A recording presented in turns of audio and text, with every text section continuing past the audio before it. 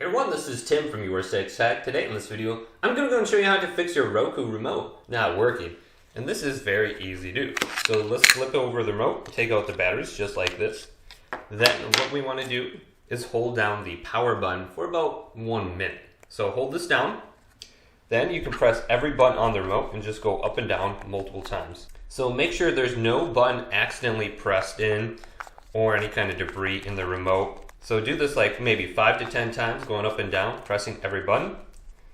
Then you can let go and just do this a few times just to dislodge anything that might be stuck. Now put the batteries back in the remote, just like this. Then we can reconnect and pair the remote. We want to hold down the back button and the home button at the same time, just like this. And we'll notice right next to the power button, a green light will start to blink. So now it's looking for a Bluetooth device to connect to. So my remote is now connected in the upper right side of the screen.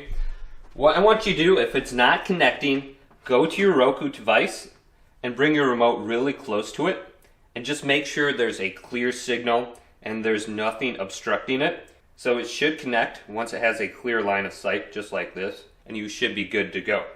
So if this video did indeed help you out, leave it a big thumbs up. And subscribe to my channel down below for more tech up videos coming up next on YourSixTech.